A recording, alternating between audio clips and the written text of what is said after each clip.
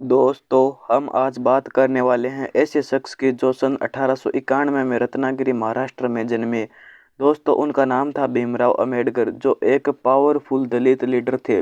दोस्तों, अंबेडकर जी छोटी सी उम्र में रत्नागिरी से 17 नामक स्थान पर आ गए थे। दोस्तों, अंबेडकर जी के बचपन में ही उनकी माता का देहांत हो गया था। अंबेडकर जी पढ़ने की तीव्र इच्छा रखते थे। बचपन में इनको समाज में व्याप्त बहुत सी बुराइयों का सामना भी करना पड़ा। अंबेडकर एक दलित जाति महार जाति से थे, इसलिए उन्हें स्कूल में दाखिला नहीं दिया गया। लेकिन जैसे तैसे स्कूल में दाखिला प्राप्त हुआ तो उन्हें क्लास के अंदर नहीं बैठने दिया जाता था, लेकिन फिर भी उनके अंदर पढ़ने की तीव्र इच्छा थी। उन्होंने क्लास के बाहर बैठकर शिक्षा प्राप्त की थी। दोस्तों, आपको बता दूं कि उस समय नीचे जाति के लोगों की परछाई से अपवित्रता आ जाती है, ऐसा माना जाता था। दोस्तों, एक बार उन्होंने कुएं में पानी निकाल कर पी लिया था तो उन्हें बहुत पीटा गया। एक बार तो रिक्शा वाले ने उन्हें यह कहकर नीचे उतार दिया कि तुम नीची जाति के हो और तुम्हें दुगना किराया देना पड़ेगा।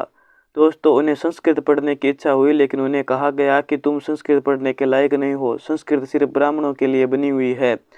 दोस्तों, सयाजी महाराज गायकवाड़ नाम के राजा वहीं हुआ करते थे, जिन्होंने उसकी तकलीफ को समझा और उन्हें पढ़ने की तीव्र इच्छा को देखते हुए स्पॉन्सर किया।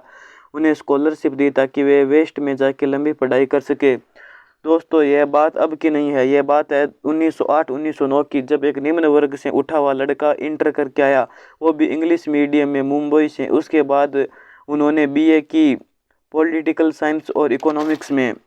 दोस्तों, इसके बाद अंबेडकर साहब न्यूयॉर्क चले गए। कोलंबिया यूनिवर्सिटी जाकर उन्होंने पहले एमए की पॉलिटिकल राज साइंस, इकोनॉमिक्स, हिस्ट्री और समाजशास्त्र में।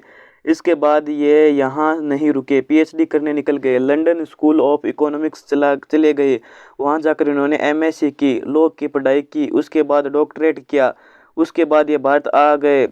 सयाजी गायकवाड़ थे जिन्होंने इनकी मदद की थी, उनके पास गए और उन्होंने अंबेडकर को मिलिट्री सेक्रेटरी की नौकरी दे दी, जो कि उस समय बहुत बड़ी नौकरी मानी जाती थी।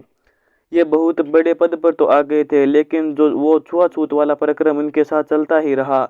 ऑफिस के पियोन उन्हें फाइलें दूर से फेंक कर दिया करते थे। दोस्तों, उनकी पत्नी रमाबाई, उनसे उनकी 5 संतान हुई, उनमें से 4 संतान तो मर गई। उनकी पत्नी भी उनका अधिक समय तक साथ नहीं दे पाई, लेकिन ये रुके नहीं, देश के लिए लड़ते रहे। इन्होंने सन 1927 में सत्याग्रह पर निकल गए। ये इस जिद पर अड़ गए कि दलितों को भी कुएं से पानी निकालकर पीने का अधिकार मिलना चाहिए। इनकी 2 किताबों के आधार पर ही आरबीआई की स्थापना की गई। दोस्तों, जब नेहरू जी आज़ाद भारत के पहले प्रधानमंत्री बनने वाले थे, तब उन्होंने अपनी कैबिनेट की लिस्ट गांधी जी के समक्ष रखी। गांधी जी ने कहा, इसमें अंबेडकर का नाम क्यों नहीं है। बाद में अंबेडकर जी को कानून मंत्री के रूप में चुना गया।